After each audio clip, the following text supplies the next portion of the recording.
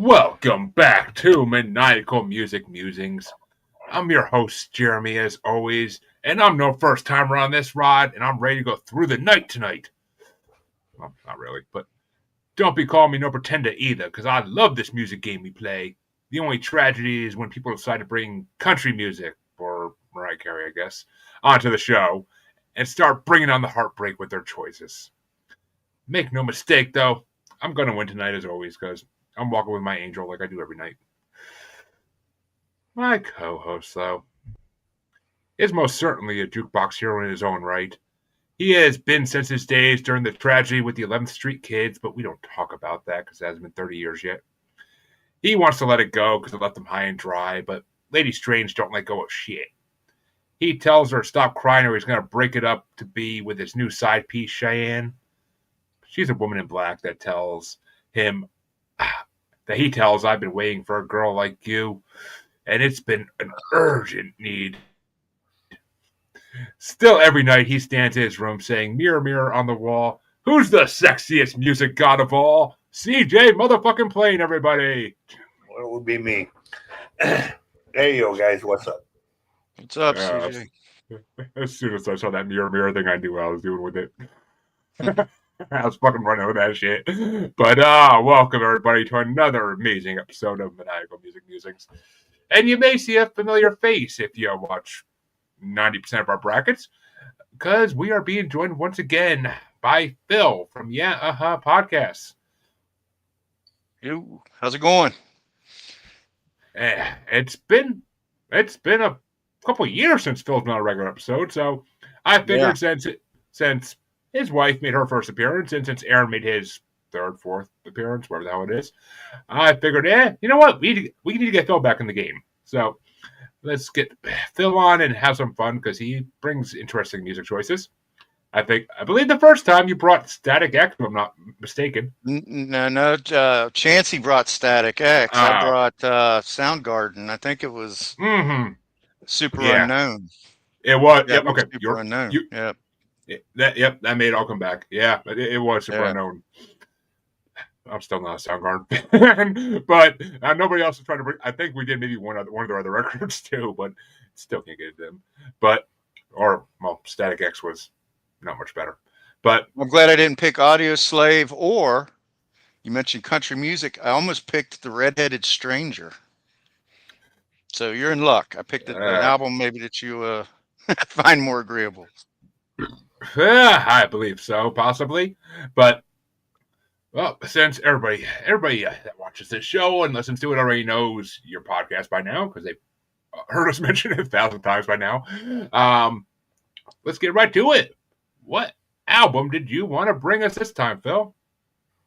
Well, so back in 1982 or 83, must have been 83, I had my first job delivering flyers for a pizza store, and it was pretty cool, because I got out and about, and there was like a girl that was working with us, and she was cute, and we were having a good summer, and I think Pyromania 84 or 83 by Def Leppard. 83. Okay, so it's perfect. That puts me right in the window I'm thinking of here. So it on constant play every hour, they would play Pyromania and Photograph. Like once on 15 minutes on the hour, it'd be Pyromania, then it would be Photograph. And so I got really, those songs just blew up that summer. It's impossible to describe how huge that was on FM rock radio. And so that got me into the band a little bit, and I started looking into their other albums. And I discovered On Through the Night, which I think was their first release in like probably 80 or 81. And I liked that. It seemed like it was, I would say it sounded a little bit raw, but it really was a good rocking album. But what I really liked was High and Dry from 1982. It has it just had it had that great guitar sound. It was Joe Elliott's voice was awesome. I just really appreciated listening to it again, I had forgotten a lot of these songs. I hadn't listened to them since then hardly. But it really came back to me just what a great album this is from beginning to end. Like when I rank these, the ones that are really ranked last are still really good songs, like "You Got Me Running" and "No No No." But I just think that after Pyromania, I don't know what. I guess what happened to this band is it just matured and the production values uh, became better, but they seemed to get more involved in with synthesizers, and it seemed like a little bit more of a hair metal sound or whatever. I really felt like their first three albums, and including High and Dry by Def Leppard, was their best work. And I would have liked to seen it, maybe go on that trajectory a little longer. But it seems like Def Leppard developed a real following among female following. It seemed like a Well, lot of their music kind of became evolved to appeal to that sector of their audience. But like all hair metal bands of that era, they definitely generated a female audience that became more of their target base. But I I'll go first on this one this week because I want to say something for last. Morning, CJ. But yeah, I've actually seen Def Leppard live, so I am a massive Def Leppard fan. I got into them in my middle school hair rock years, and I saw them live with Lita Ford and Poison opening for them. So okay, it was a good. They still got it. The drummer with one arm was still going then. I mean, that was I think 2011. So it's been a good 14 years since I went to see them. But yeah, I've never listened to this album in full. I knew a couple songs off it, but most of the songs were pretty new to me because they didn't perform that night, and I never actually went back and did a full deep dive on Def Leppard. I want to now because I'm like, all right, let's see what else they did. But yeah, I mean, this album was pretty banging. I mean, there was only a few songs I really couldn't stand. The rest of them were decent, either decent or really good songs. And the guitar work is incredible. The guitar work's incredible, and his voice was amazing on this album. It must have been before he got hard on the drugs, but yeah, I mean, it's definitely it's got some classics on it, and I like that it's not as hit filled as another album tonight we'll talk about in a minute, but it's more unknown stuff, at least to me, and it's the same with when we do Blue Oyster Cult or any other band like that on this, or even I guess even Bob Seger. But it's always a discovery thing for me because these type of bands, at least if you grew up in my generation, their hits from radio playing from your parents listening to like playlists or mixtapes. Yes, there were mixtapes back then, not mix CDs. But you don't know like all the B-side tracks and stuff like that people usually didn't just play randomly. So yeah, I mean, this is a pretty damn good album. I mean, I've heard Pyromania, and this is even better than Pyromania is, like production wise at least. But so yeah, I read it. It was a good way to start my morning. I enjoyed it. thought that bringing on the heartbreak. I want to talk about that for a second because I feel like these power ballads became so huge, like towards the mid '80s and stuff. But this is kind of one of the original kind of bringing on the heartbreak is one of the original, I think, power ballads. And it sounds, even it rocks though. I mean, it really builds to a crescendo. The whole album is loud, but not in a bad sense. Even the power ballad is powerful. Oh yeah, I mean the power ballad is definitely more powerful than the power ballad on the I brought tonight, which is saying something. So you can feel the emotion when he sings "Bringing On the Heartbreak." When he sings that chorus, you could feel the emotion in it. So, and when he does it live, even 30, 40 years later, it still sounds the same. So, they did do that. They did that song, of course, live. But so, CJ, what do you think of High and Dry? So you got to remember, this band has got three distinct eras. Their first two records which is On Through the Night. In this one, the guitar players were Steve Clark and Pete Willis. Pete was, you know, the new wave of British heavy metal guy. He was very much into the Priest and Sweet Savage type of sound. So it shows up here in the more metal style. Pete left after this record was replaced by Phil. Phil and Steve recorded Pyromania and part of Hysteria, but Steve died halfway through the Hysteria recording. So that's the third era of where, you know, Steve is replaced essentially by Vivian Campbell. So that's why you gradually get like from the heavier first record onto the more pop of the new stuff.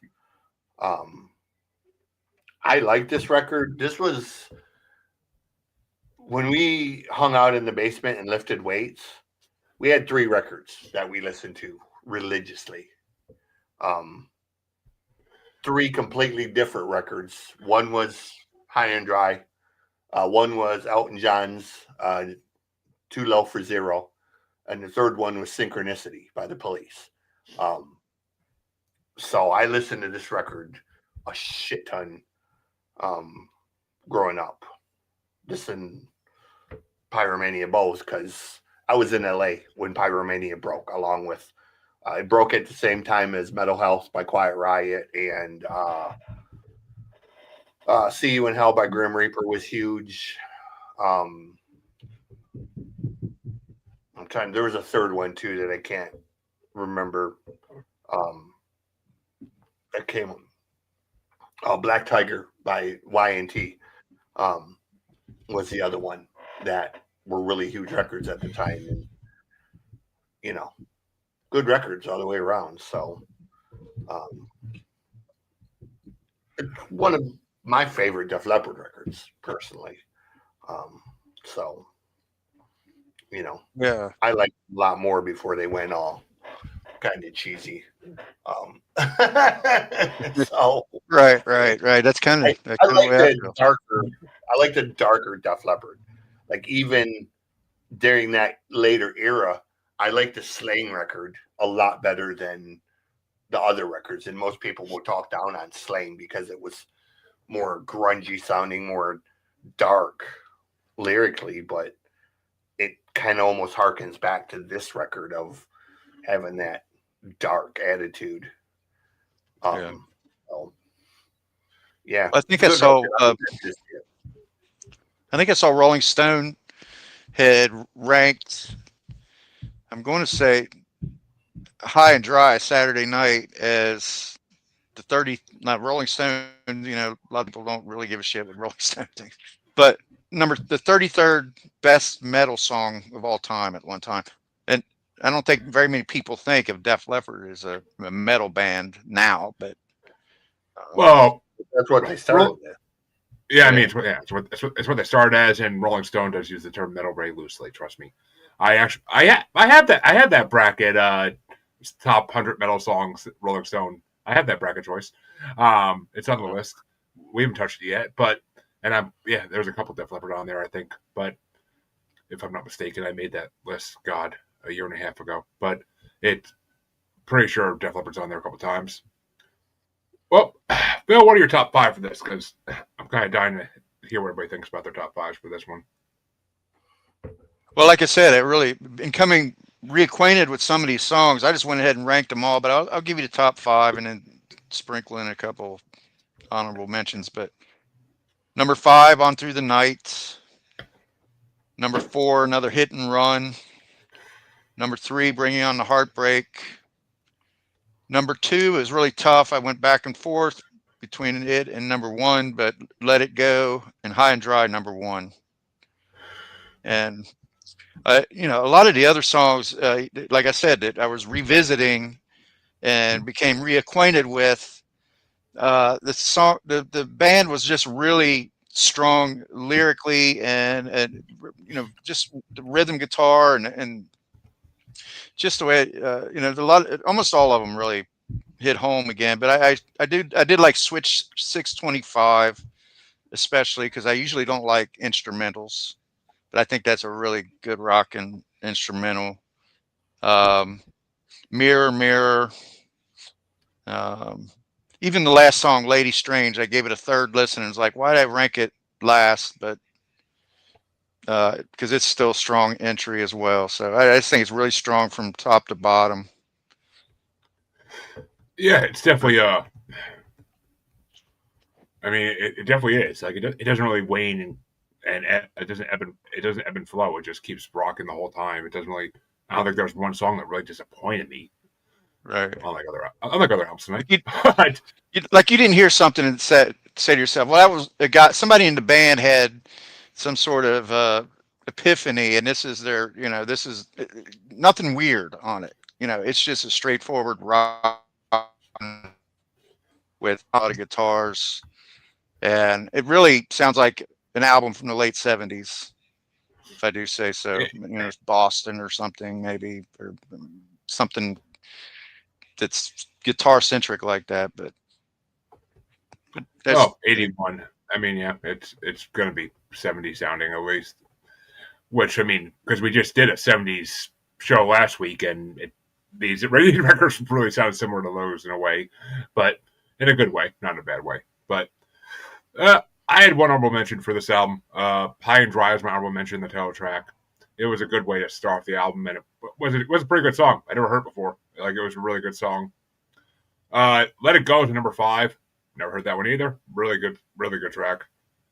On Through the Night was my number 4, and I liked the way they sing the chorus in that really hooked me. Bring Down the Heartbreak my number 3 because I know that one obviously, and I'm honestly surprised it was my number 1, but a couple other ones knocked it down. But Bring Down the Heartbreak is a classic. I freaking love that song.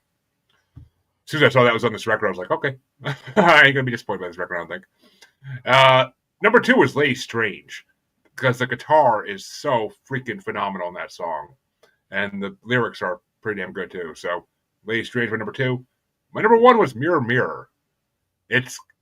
I don't know. There's something about that song that just drew me in. I ended up like repeating it a couple times. I just love the way he sings like Mirror Mirror, like look into my eyes, like it's almost like Styx X, like that kind of like music from the 70s. Like it reminded me of that. So I enjoyed the hell out of it. Mirror Mirror was a really good song, and I mean I could have threw a couple more on there as honorable mentions, but I just didn't want to. With classic rock albums, I don't like the freaking. I tried to put them all on the list because it's hard not to, but they're usually they're classic for a reason. But Yep. Well done. Yeah. I like it a lot better than Soundgarden. That's for damn sure. So. Well, what about Audio Slave? Maybe that'll be next time. I don't know if anyone ever brought them on the show, and I'm pretty sure. Actually, I don't know. I almost guarantee Chancey did at one point. I almost fucking guarantee it. But him and his 90s fucking rock. But Chancey, I mean, see, thinking about Chancey now. CJ, what were your top 5? So for this record, I didn't add Switch 625 simply because it's an instrumental. That was actually Pete's guitar solo for the live show. So it was for him. Number 5 is High and Dry Saturday Night because it's one of the best Kiss songs that Kiss never wrote. If you listen to that song, it just sounds like one of the Gene Simmons Kiss songs. Like God of say that. Or, I can hear that. It sounds like one of the songs like God of Thunder or Domino or something like Gene would sing, you know. You Got Me Running is number 4. Number 3 is No No No. I've always liked the kind of heaviness of that guitar. I hate the way that song ends. Like the end of that song, like completely made me hate it. Like it was almost like you're trying to be Queen, but you're not quite Queen. But actually, I agree totally with you. Number 2 is Lady Strange. I love that song. And my number 1 is Mirror Mirror.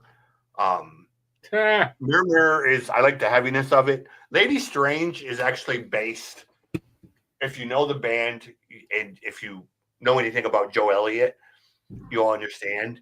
Lady Strange is actually based off a Mata Hoople song, which is where the melody and the kind of almost Bowie type of style comes from in it. But Mirror Mirror, I like the tone of that guitar. That was another one that Pete Willis wrote, and Pete was a phenomenal guitar player. Problem being, much like Steve, because it ended up killing Steve, Pete was a drinker, so serious alcohol problems derailed Pete's career. And after Pete left Def Leppard, he never did anything else. Died pretty early, so it wasn't a good start to either of their guitar players' careers or lives. Yeah, not everybody's cut out for that, a rock and roll lifestyle, but not everybody could be Ozzy and take every drug known to man and then go talk to a horse and stop doing drugs. Right. So Survived but that wreck he had that almost killed him. But this band had all kinds. I mean, this band had all kinds of tragedy. Apparently, and like you said, oh god, yeah, fate-altering events, and especially the drummer. Yeah, I say that was the other thing. They had to switch the style up for Rick because Rick lost his arm. So. Wasn't there a TV movie? There was a TV movie about the Def Leppard, I believe. Yep. Yeah. In 7th grade music class, we had to watch. I'm not sure if it was that movie or if it was a documentary, but we had to watch something about the drummer from Def Leppard in 7th grade music class. And like how he lost his arm and how he like learned to play again after losing his arm and how he had to change his style up. Right. And you got to remember, after from Hysteria on, all their records were produced by Shania Twain's husband. So, Mud Lang. Yeah. I mean, he should do what that one band that Chancey loves does and just play the bass like their snares. But I forget who that is. I feel like it's Death, but I feel like I'm wrong. But I got a lot of respect for him.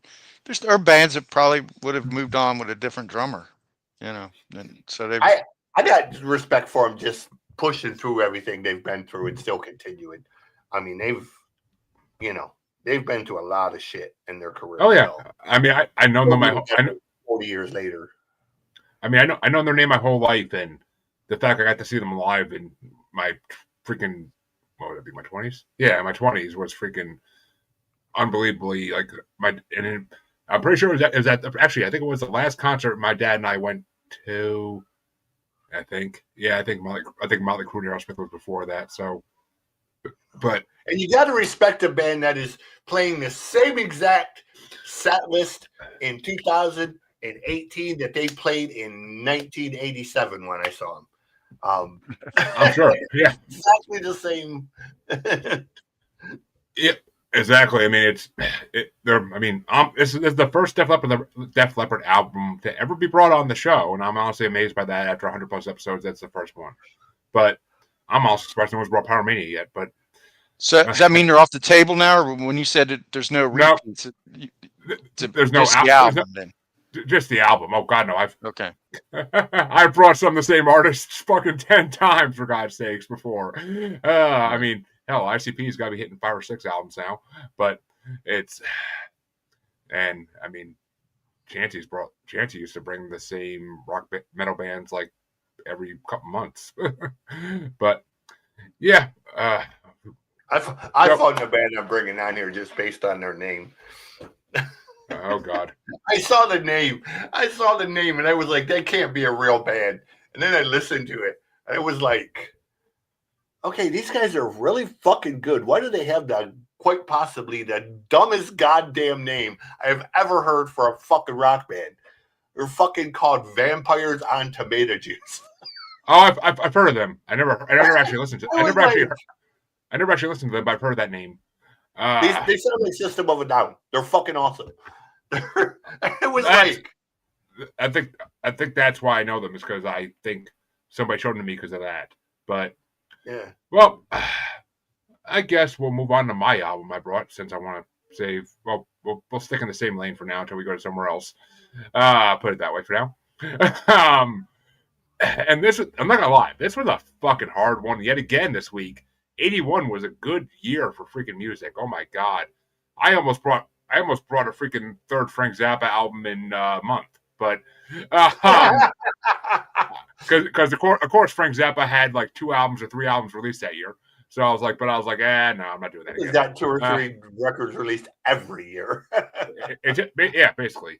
But and like I was really boggling my mind what to bring for this one, and I swear to God, I almost brought the Kool and the Gang album that came out this year because I was like, I had it copied and everything to send to CJ, and I was like, I would have been a yeah, winner. No, I would have I been a winner. I love Kool and the Gang. I know Yeah, yeah. I do everybody does. I mean, I think, but everybody Yeah, usually they're does. awesome. I But I was listened to like, that you know shit. what? That's good. I'm well because I'm also was inspired by the bracket that I picked right before I picked this album for the show, and I was like, I'm like, you know what? Let me keep looking, see what else came out that year, and I got through the whole list, and something stuck out to me. A certain album I saw stuck out to me. I looked at the track list where I'm like, my mom had this in her car when I was a kid, and we used to blast this CD a lot, especially if there's like 2 or 3 songs that we put on repeat and blasted. One of them I used to be able to sing lyric for lyric and until that day, until the cows came home. I can't do it anymore because I haven't listened to it really that much anymore. But I was like, you know what? Fuck it. I am bringing Foreigner's 4 album, like literally the 4th album they put out, and I was like, I never have seen them live. It's always been a want to see them live because I hear their shows are amazing. But I was like, yeah. I'm like, we're gonna match Def Leppard. I'm gonna bring another classic rock band, and that's Foreigner because Foreigner is one of the best classic rock bands of that era, and a couple of their big hits are on this one, plus some songs I never knew existed that are actually really good.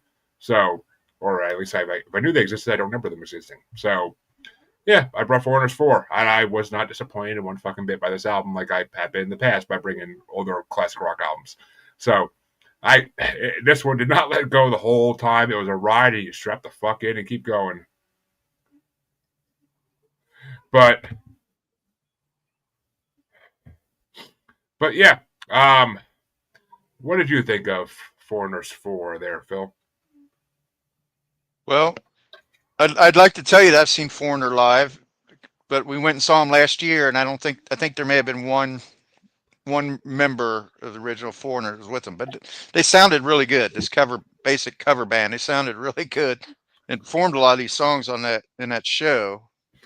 Um, you know, Lou Graham's one of the greatest vocalists in rock history, I think. And their sound is distinctly American. You know, we talked about a British band. I think Foreigner sounds like an American band, you know. And Well, Foreigner is British and American. They were half and half. Yeah, okay. yeah. They formed in New York City, but yeah. And I mean, and they also have the original lineup had a couple members from other famous bands like King Crimson that came over. So Okay. Yeah, I really like Four. You know, I can't say I had not heard the entire album either until this exercise, but I knew roughly half the songs off of it. A lot of hits came off of this. Um, it didn't. Some of the lesser known tracks didn't really grab me the way that I was kind of hoping they would. But I do like you know the standards that are on there. You can't beat maybe 6 or 7 songs on this album. I mean, it's just a great album, you know. I'm And pretty sure it's their best selling, most popular album of all time, if I'm not mm, mistaken. But I don't doubt it. CJ, what did you think of 4? This is another record that I listened to a ton growing up. It's got one of my life songs on it, or that I like to call them. You know, songs you hear and you kind of see yourself in it because growing up, you had a certain goal in life, Yep. and this song is, um, great band. No original members left. Mick kind of tours with them a little bit, but he doesn't play much. Jeff is a bass player to Jeff Pilson from Dokken. Um, Singer was Kelly Hansen for decades. He was originally in Hurricane, um, but he retired.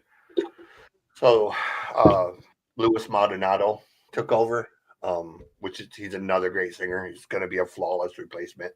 I got to see Lou last year for the Brett Michaels Party Girl thing. Uh, Brett had Chris Jansen, Don Felder from the Eagles, and Lou Graham, and D. Snyder open the show. All do like they did. So they did like 4 or 5 of their major hits, and then Brett came out and sang like 2 songs with each of them. Really cool show. Lou still sounds great considering he's beaten cancer twice, and it's looking little less for the wear from the years, but Sure. really surprised me with how great he still sounded, and very, very nice guy. Got to meet him, got to meet Brett, uh, got to meet Don. Didn't get to meet D. Snyder, which is probably a good thing because probably would end up cussing D. Snyder out. But you know, really fun show. So I was glad to get to see. I've seen Foreigner a bunch of times over the years, so pretty much in all of their inclinations over the years. I even got to see Lou kind of cross thing. Lou and Vivian Campbell from Def Leppard had a one-off group called Shadow King that I got to perform Yeah. live. I've heard of Shadow King. Yeah, it was a one-off record, and I got to see them perform a local show. They didn't do a lot of shows for the record because it didn't sell well, but Yeah. perform and fun show. So yeah, Well, great record. well, for this album, I had 2 honorable mentions, and that's right. The first one much surprised everybody, but my first one, my honorable mention is "Waiting for a Girl Like You," because I honestly thought it was going to be in the top 2 or 3 of my list, but it got pushed down pretty fast, and it's a classic. It's so overplayed and overused and everything nowadays. So, I mean, it's and like I said before on Def Leppard's album, it's not the ballad that "Bring Down the Heartbreak" is. Like it's almost like there's like little to no emotion in it, at least from what I hear. So, "Bring Down the Heartbreak" has a lot more emotion in it than that song does. And my other honorable mention was "Don't Let Go." That was a good song. It just didn't blow me away. My number 5 was "Break It Up" because it's almost a better love ballad than "Waiting for a Girl Like You," but it's more like an anti-love ballad. So, I mean, I don't know. I was kind of confused about that song. I was like, what the fuck is this? I can't figure out what it's supposed to be. But my number 4 was "I'm Going to Win" because I never heard that song, but that's a really good song. That blew me away. Not as much as this next one did. This next one is the only one left on my list I didn't know before. But my number 3 is "Woman in Black" because the guitar riffs are fucking incredible in that song. I don't know. Whenever these classic rock bands sing about like a certain woman they're thinking of, like they always have the best guitar work. I don't know why, but maybe it's just the Probably emotion. somebody they know. It's probably somebody they know from the road, right? They're probably Oh yeah, actually talking about somebody. Yeah. oh yeah, they definitely are. I mean, Lady Strange, "Woman in Black," they're definitely talking about somebody, and they put the emotion into the guitar when they do those songs. So, but my number 2 is "Urgent" because "Urgent" is one of the best fucking songs of all time. Just that fucking chorus, the way he does like the repeating of "urgent" like in different tempos is fucking incredible. And the sax solo after he does the chorus is always, since I was a kid, blown me away. Like it's always just, if I hear that in a store, you better believe I'm singing on top of my lungs. But And my number one, I kind of agree with what CJ said. There's certain songs that make you want to be something in life, and you can kind of see yourself in a music video all your own when you hear these songs. And Blue Oyster Cult has one song that's similar to this that I freaking feel the same way about. Oh, what the fuck? I always forget what it's fucking called, but I don't know. I know the chorus is "Tonight I'm Gonna Rock and Roll," but I forget what the fuck the song's called. But Jukebox Hero is my number one because when I was a kid, I could fucking sing out that song lyric for a lyric, like on top of my lungs in my mom's car. Like and you just picture yourself like become this musician, like being a rock star, and fucking Yeah. having all the girls around you when you're like a young man. Like hearing a song like this, just it gives you dreams, it gives you hopes, and then life just shatters them all, and you're fucked. But this song makes you feel shit. So Jukebox Hero is still one of my favorite songs of all time. Anytime I see it in any of the brackets I follow on Twitter, like I always fucking vote for it because if it ever shows up in any of my brackets, which there's a bunch with it on it, but we haven't hit them yet.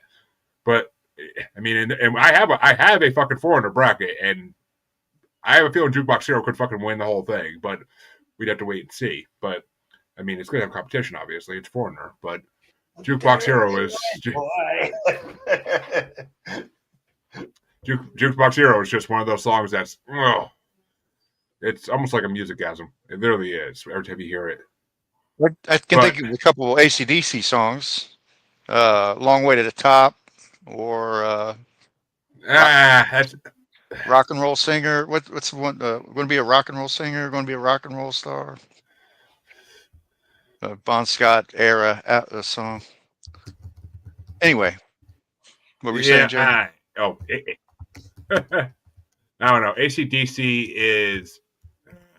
I have the feelings about AC/DC, and Yeah.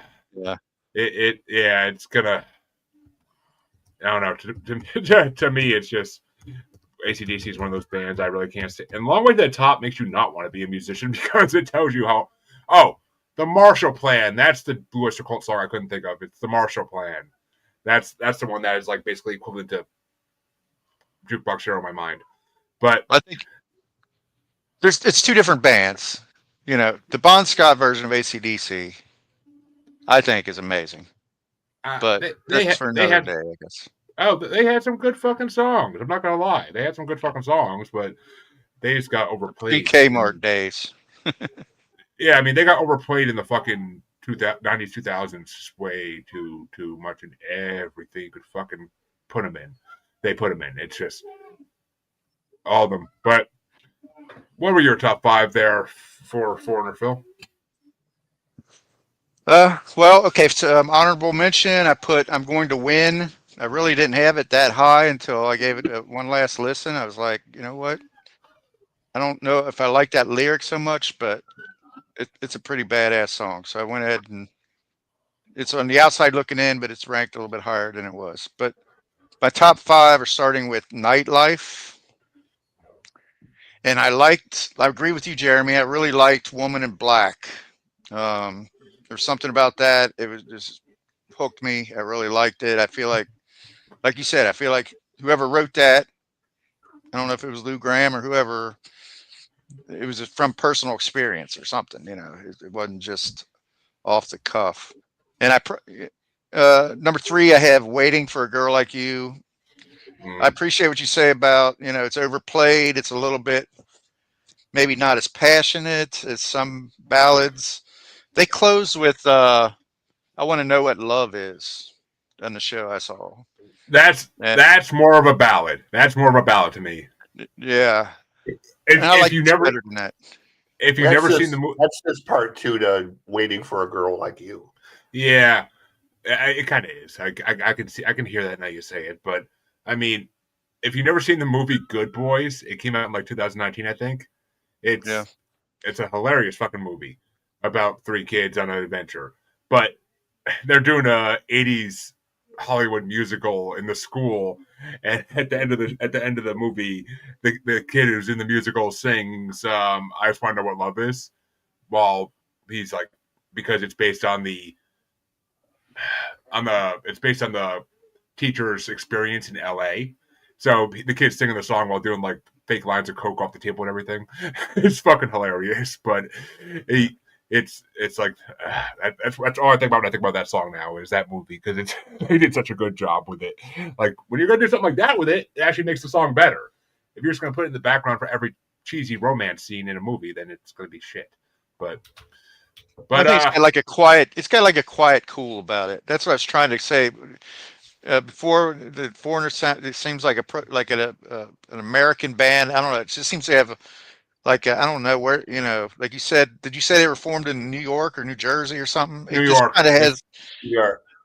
Waiting for a So Girl Like You seems to have a quiet cool about it. I think more so than a lot of ballads. I think it's really good, but you're right. It probably does have a fatigue factor. But number two, I have Urgent. I think I got the same as you, Jeremy. I got number one, Jukebox Hero for some of the same things how that you can you said. not? How It's can you almost like not? when they strum the guitar. It's almost like when Charlemagne's pulling the sword out of the rock, like something magical happens, and then it just pulsates and builds up. It's just a fantastic, you know, I energetic think you mean song. I think you mean Arthur, not Charlemagne. But No, you're right, Arthur. Right, right. I was like Charlemagne was just a fucking. Uh, I got my that's all. mythos mixed up. Well, Charlemagne. Oh, okay. Charlemagne was actually real, but yeah, that's just Charlemagne's history, like real history. But well, okay, I'm not getting down that rabbit hole of medieval history because Arthur is supposed to be real too. But that's a whole nother show, a whole nother rabbit hole. But you But know what I mean. He I, grabs that sword out of the rock. mm, You know, yeah, yeah, I mean when it's one of the two. when he screams jukebox hero at the end of it, you feel it in the deepest parts of your soul. But CJ, what are your top five? Because I have a feeling at least one of them's going to match ours. So one of the things that's funny about the choice of records tonight um, is how many correlations there are between Foreigner and Def Leppard. For example, you mentioned Woman in Black. That song was actually written by Mick Jones, a guitar player, but it was written with Mutt Lange, who went on to produce most of the Def Leppard stuff. So Lou played in a band with Vivian Campbell, who's a guitar player for Def Leppard. There's a ton of correlations between Foreigner and Def Leppard, like over the years. There's tons of them. The other weird thing about Women in Black is the keyboards on that are actually done by Thomas Dolby, who was famous in the 80s for the whole She Blinded Me with Science song. Playing I knew theater here. I knew I recognized that name when you said it. Yeah. And Thomas Dolby actually played on a bunch of hard rock stuff, played keyboards on it. People don't know that, like, because they know Thomas Dolby is this weird sort of, big haired new wave singer. Yeah. But Thomas actually played on some of the early Rat stuff. He played on Twisted Sisters. He's the one who played the keyboards and We're Not Gonna Take It. He played on a bunch of hard rock shit that was completely out of character for what he actually performed. I could see that though. I could see that, and yeah, it's poetry in motion. I fucking love that guy. You make your money where you make your money. Top five for me. Number 5 was Woman in Black. The reason I kind of went into that. Number 4 is Girl on the Moon. Number 3 is Luann. Number 2, I'm Gonna Win, just because it's, again, one of them theme songs of, not giving up. Everybody, I knew from an early age I wanted to be a rock star. There was never a plan B or anything else. And what do you want to be when you grow up? I'm going to be a rock star. Oh, that's a cute dream. Well, what about plan B? Plan B is I'm going to be a rock star. There was never a question in my mind. I was going to do music some kind of way. Maybe I'm not going to be David Bowie, but at some point, somewhere, somehow. Would you want to be David Bowie? That's the real question. I mean, I'm not saying all that. I'm just saying I never had a plan for anything else. And, you know, part of the problem with my life right now at 54 is 20-year-old me never accounted for there being a 50-year-old. You know, I thought I would be dead or in prison by the time I was 25 or 30. So I never made plans for 50 because I didn't plan on being around for 50. So now I'm 50 and I'm like, okay, why the fuck did you wait till you're 50 to go to college to get a college degree? I feel you, man. I get it. 57, You know, yeah. so that's why. I mean, I'll say it, CJ. My dad lived until he was 58 years old, and until the day he died, his most famous saying to me, my brother wore, "I still don't know what I want to fucking do in my life, and I'm this many years old." You know, hey, Colonel Sanders didn't hit it big till he was 77. So I don't want to be 77, but I know I don't want to continue living paycheck to paycheck and struggling to pay the fucking taxes on a house that I would rather burn to the ground than have to deal with. But, you know, for any police listening, he's kidding. Yeah, right. Nobody call the cops. I'm not going to burn the house down. That's right. But number one, Jukebox Hero.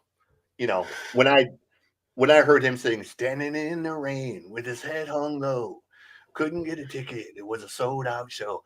You know, and then you hear the roar of the crowd. You could picture the scene. It was just that image, man, was like, I'm gonna do that one day. I'm gonna stand on a stage in front of a crowd and just have people looking at me instead of me looking at them. And that's got to be the most like euphoric feeling. I mean, biggest high that you could have. So it's incredible. I've been lucky. I've got to open shows. I'm not going to say I've ever achieved rock star level, but I have been lucky. I've got to open shows for Jerry Lee Lewis. I've got to open shows for King Diamond. I have played with Seven Dust. We even played on the same show as Keanu Reeves' Dog Star the first time around. So, you know, I've been really lucky with. We did a 2-week tour opening for Pantera a month before they released Cowboys. In the bathroom and So, the you know, I've been lucky. So, Jukebox Hero. Yeah, I mean, one of the songs that I kind of knew that would be a synonymous number one for everybody when I picked this album, but it's just one of those songs everybody loves. But yeah, well, it's like the song "Renegade" with Styx. You hear it and you just turn the radio up. You know. Yeah, that's a Steel. They play that at Steelers games, don't they? What? Oh, Renegade. Yeah, that's their Steelers. Like that's their Sweet Caroline there in Pittsburgh, I think. Oh mama, I'm in fear for mama. Yeah, that's a badass song. Dude, it's just it is. It's one of them songs that's so many memories for me. You know. I mean, yeah. I mean, that's why it's the same as the Marshall Plan to me, because it's like the Marshall Plan. The guy talks about like being on a talk. He's like they're doing like a fake Johnny Carson talk show, and like he's getting introduced to the crowd as like the new rock star, and it's all a dream. It's fucking amazing. It's a fucking amazing sequence, and there's a lot of songs like that back in the old days, but it's just I don't know, those songs that make you imagine a dream. But yeah, CJ, what album did you want to bring? So I brought a record because you mentioned Motley Crue last week, and then I made the comment about Vince Neil killing the drummer of Hanoi Rocks, who would have been huge had it not been for that accident, because it pretty much destroyed the band, and the lead singer went solo, and the guitar player formed a band, but he was a heroin addict and all that. Anywho, band out of Sweden called Hanoi Rocks. The record is called Bangkok Shocks, Saigon Shakes, Hanoi Rocks. It was the debut record by them. Not their best record, but it was a record massively influential. Bands like Motley Crue, Guns N' Roses, LA Guns, Junkyard, so many of the LA hair bands simply don't exist without this record. Because this record set the tone for much of what the LA hair scene and glam rock became in the 80s. Good, bad, ugly, and indifferent. This record was very, very influential. I will say I have opinions, but I don't get to go next. Phil, what do you think of Hanoi Rocks? Well, it's the first time I heard of it. I heard of them. I gave it 3 listens. The first time I listened, I couldn't discern one song from the next hardly. That's my fault. By my third listen, I really loved this album. This album like rocks from the beginning to end. It's just out of control. I mean, it's crazy. I mean, the singer, his voice is it's not shrill, it's not unpleasant or anything, but it's definitely insane. And I just, I took notes on a lot of the songs. Like Cheyenne, I thought lyrically was one of the best songs. You don't have to worry anymore. Sweet, sweet sound of rock and roll. Just things that was peppered throughout the song. But it had a great opening track, Tragedy, and with a great closing track, Pretender. And those both ranked really high. I thought that he meant CJ mentioned LA Guns and Guns N' Roses. Tragedy kind of reminds me a little bit of You Could Be Mine by Guns N' Roses in part. Just the way it's kind of a locomotive effect and the guitar playing. So I won't take any more time here, but it blew me away. I really love this album. My turn. Yay. Well, first and foremost, I'd rather hear Cleveland Rock sung by Drew Carey over on repeat than hear this album. But we're going to have something about rocks in it. And they could never be Motley Crue. Motley Crue is 1,000 times better than they ever would end up being. Just saying. They don't have Vince Neil's voice or Tommy Lee on drums. Just saying. Or Nikki Sixx on guitar. And I guess Mick Mars is there too, but we don't count him. Okay. Stop right there.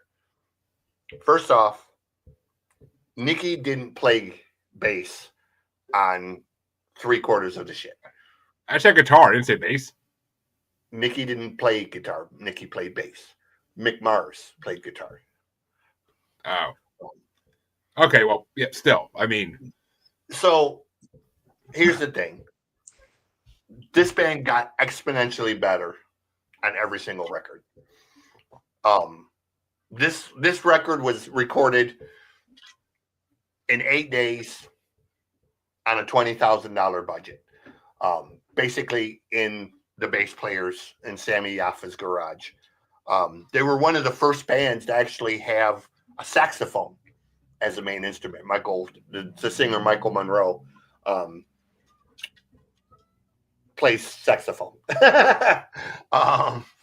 So on songs like Malibu Beach Nightmare, it has this massive, almost Springsteen style sax solos in it. When the band broke up, when Michael Monroe released his first solo record, the first single was literally the song that defines my life, Dead Jail or Rock and Roll. Axl Rose ended up singing backup vocals on the record. BRB, keep going. But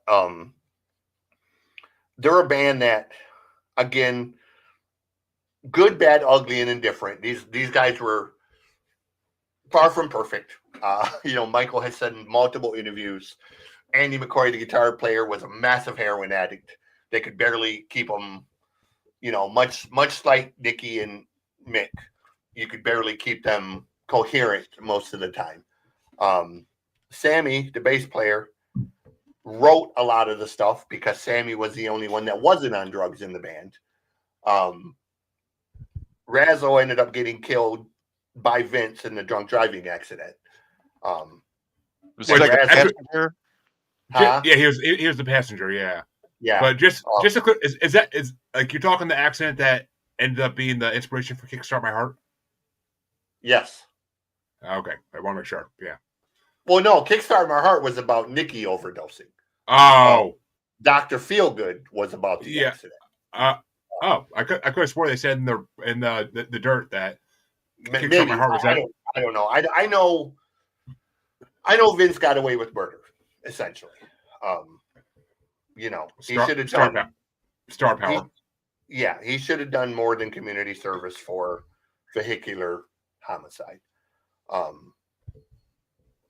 Michael has more or less forgiven those guys. I don't know if I would have been able to. Michael is one of the nicest guys you'll ever meet. And this guy, much like Hanoi Rocks, every single record that this guy does, because he's like 66 now, I think, 67, he gets better and better. You hear a Michael Monroe solo record and you think, you can't do a better record. And then he'll come out with another record and it's even better. I know the name. Of Michael Monroe. I knew that name before I heard this album. Right here is pretty much reserved for the coming tattoo. It's a dedication to them and the song Dead Jail of Rock and Roll.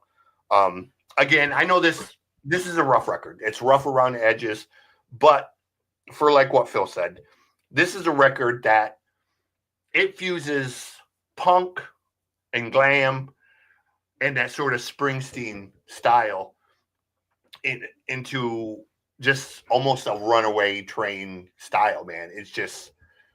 It wasn't about being pretty. It was just about getting on stage and blowing the fucking walls out of the joint. And they were very, very good at it.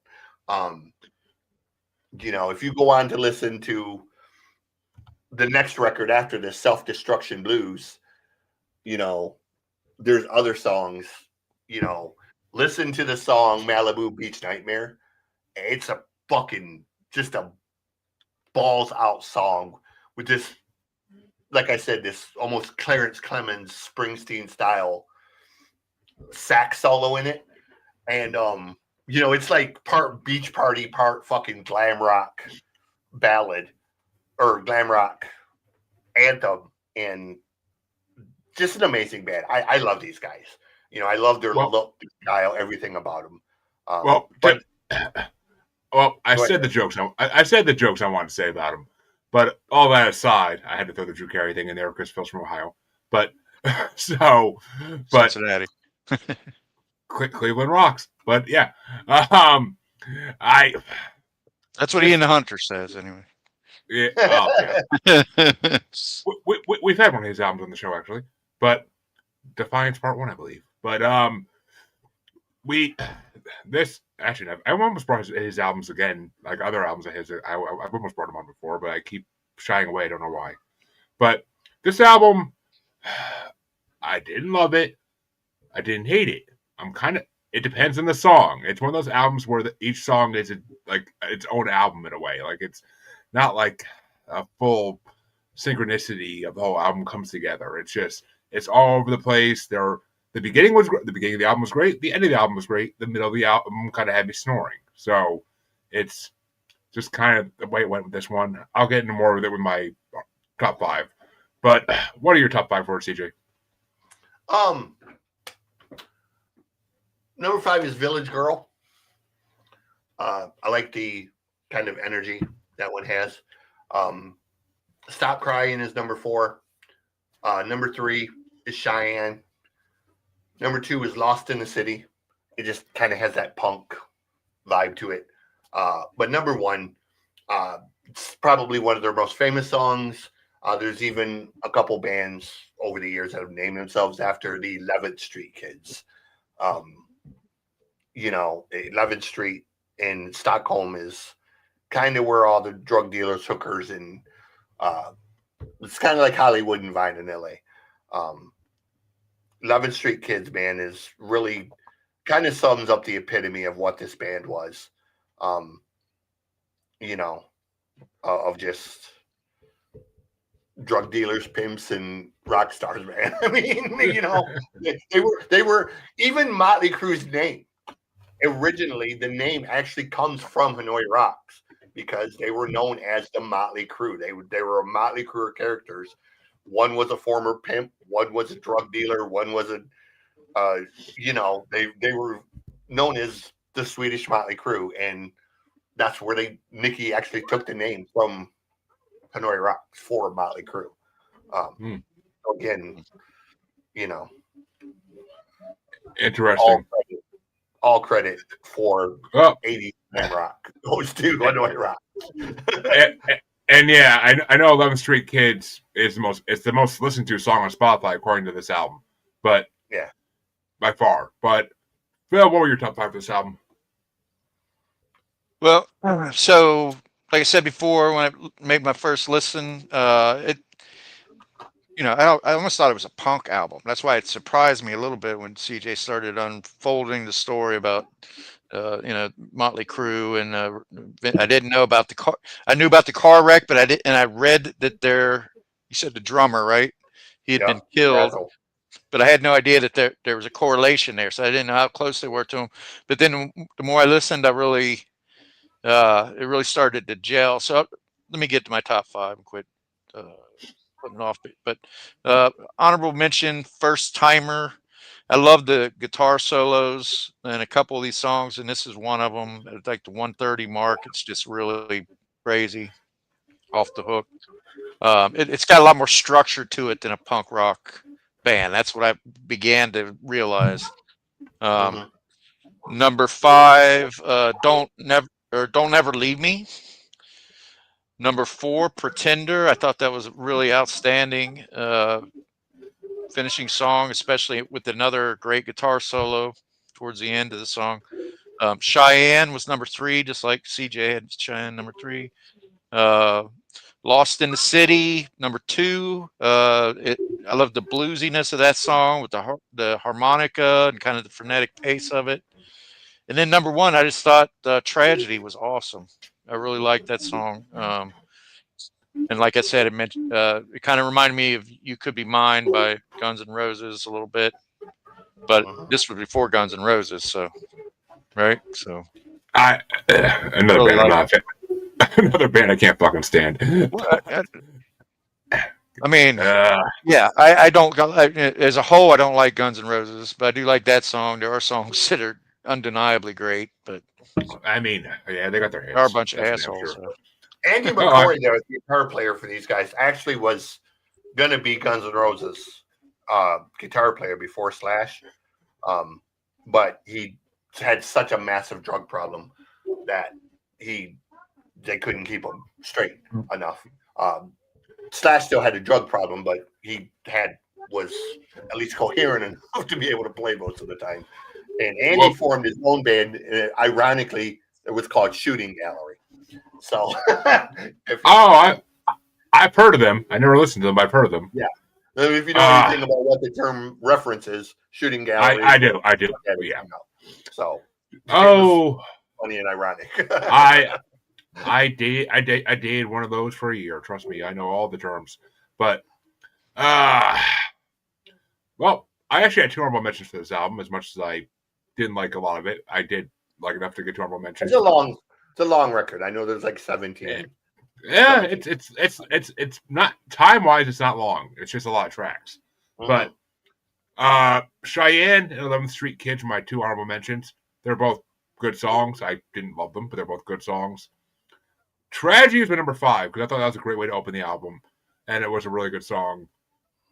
Pretender was my number 4, which I honestly was thinking the whole time, like, if they could have paid for the sample, they should have had They should have had "The Great Pretender" by not Dion. I forget the fucking band. The Temptations? No. It was just in one of our fucking brackets.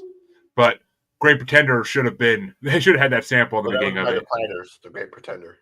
The Platters, right? Yeah, correct. Yeah, it was just in our 1956 bracket. But my number 3 was First Timer because that was a good song. And nobody mentioned my top 2, and I am so happy they didn't because I want to talk about them. My number 2 is Stop Crying because I'm a sucker for a good sax solo, and that had a great sax solo in it. And it's something I tell people all the time: stop your crying, stop your bitching. But my number 1 is Walking with My Angel. How that was not a bigger song than it. That it's not a big song. So how it wasn't a big song at all amazes me. Because it sounds like it could have been an 80s movie theme song. Or a TV theme song from the 80s. Yeah. And the sax parts in it are fucking great. And, as a paranormal podcaster, anything to do with angels, I'm fucking down for. So, Walking with My Angel definitely was my number 1. That song was fucking blew me away.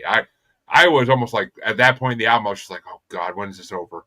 And then I heard that song, I was like, hello, what's this now in the mist? But yeah, I mean, this album surprised me in some ways, and also disappointed me in some ways. I never heard of Hanoi Rocks either until you brought this album, so I never even heard their name. So I mean, I've heard of Michael Monroe. I just never heard of Hanoi Rocks. But so yeah. Once again, you surprised me. Not exactly all in a good way, but you surprised me. They're not for everybody, and they do get better if you listen. Like you'd be shocked how much of an improvement there is between this one and Self Destruction Blues, which came out like 8 months later. But yeah, I mean it's I will say I loved it. Well, there you go. The guest loves that. That's all really matters. But well, folks, check out these other. I'm a Dead Jailer Rock and Malibu Beach Nightmare. I'll be checking those out. So Dead Jailer Rock and Roll is on his solo record. I kind of want to check out the one album that I read in the Spotify bio was like their big album that came out like a few albums later. Like I read that was their big album, the one that came out like 94 or something like that. Or maybe it was 84. I forget the name of it. I'd have to fucking look at it again. Actually, I could tell you because I got Spotify open always. Wasn't Hanoi Rocks because they broke up in like 80, 85, 86. They only did unless it was like a compilation record. Because no, what the hell was it? Let me get to their freaking bio here because they'll tell me. Oh, I say Michael Monroe has done a ton of solo records since. No, it was a Hanoi. Talking about Desolation Boulevard. No, I can't fucking find it. Of course, that was a compilation. Actually, what was the hell? I guess look at their albums and figure it out. I'm pretty sure.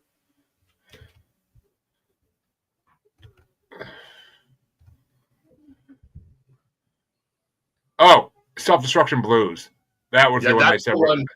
That's the one that's the record right there. That's the record. Like, if you want to hear Hanoi Rocks just go fucking 1,000 miles an hour, balls out, and rip the fucking joint apart, it's Self-Destruction Blues.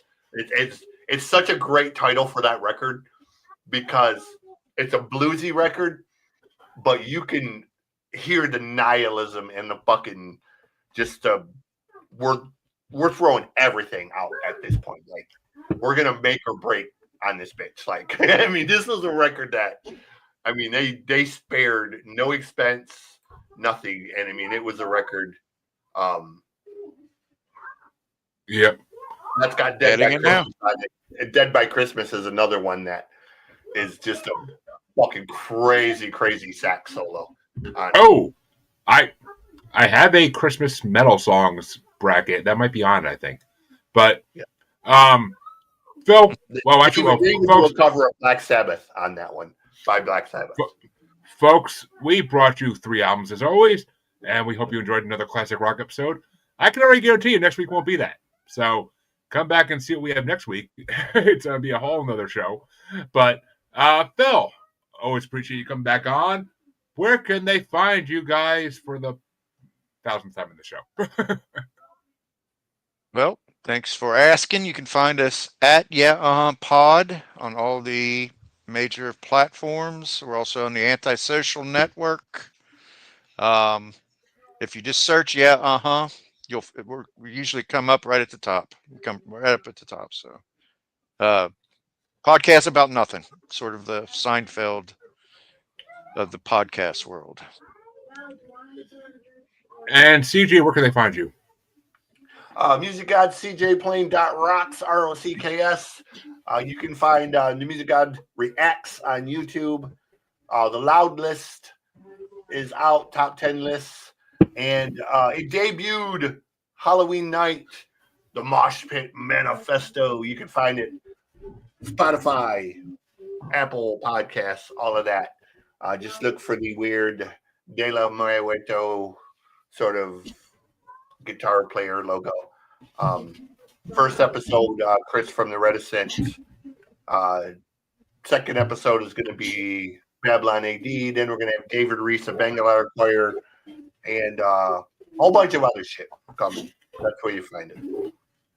All right. And folks, well, before I tell you where to find us, be sure to go check out the new Lord of the Lost single that dropped today with Infected Rain guesting on it.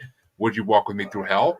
I cannot get over how amazing that video and that song is today. It blew me away.